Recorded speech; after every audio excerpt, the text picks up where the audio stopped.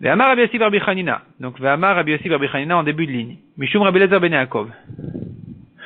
Amit Palel, Tarich Shechaven et Raglav. Encore une halakha de tfila.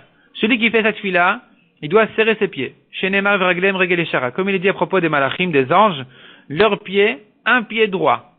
Donc, les deux pieds collés, les deux pieds qui sont rapprochés l'un de l'autre, qui se touchent, c'est comme les pieds des malachim qui se tiennent avec un seul pied droit. Ve'amar Rabbi Yossi bar Rabbi Chanina Mishum Rabbi Elazar ben Yaakov.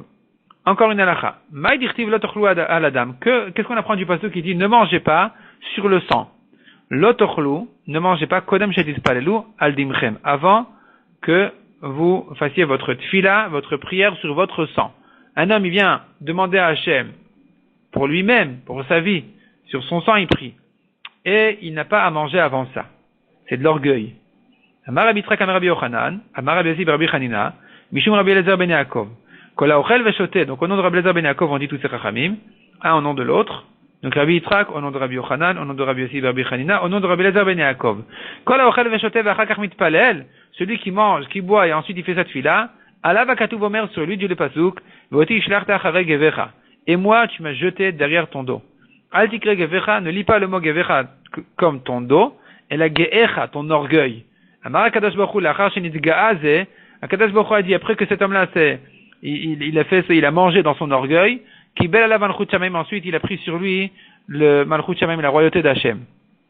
Donc c'est interdit. Rabbi Yoshua Omer at shalosh shaot. On a vu encore dans la Mishnah, selon Rabbi Yoshua, le schéma se lit jusqu'à 3 heures. Amar Avid Amar Shmuel, halakha que Rabbi Yoshua, c'est comme ça, l'halakha. Le schéma se lit jusqu'à 3 heures du jour. Donc, comme on a vu, on compte 3 heures depuis le début du jour, soit depuis Alot HaShachar, depuis la lumière, soit depuis Netzachama, c'est la marloquette connue, des 2 temps du schéma, et là, c'est la fin du temps de schéma. Akore Mikan Velach Lo Ifsid. Celui qui lit ensuite le schéma, il n'a pas perdu. Il est comme quelqu'un qui lit la Torah. Amar Abriza Amar Marukva, ou Bilvat Shelo Yomar Yotzer Or, à condition qu'il ne fasse plus les brachot. La bracha de Yotzer Or ne se fait pas après la fin de Shema. Métivé, la Gemara objecte, c'est pas vrai. On peut lui faire encore les brachot. Les brachot, je veux dire de Shema, comme Yotzer. Akore Mikan Velach Lo Ifsid, Kadam Shukore Batora. Celui qui a lu le Shema après son temps, il n'a pas perdu comme quelqu'un qui lit la Torah. Mais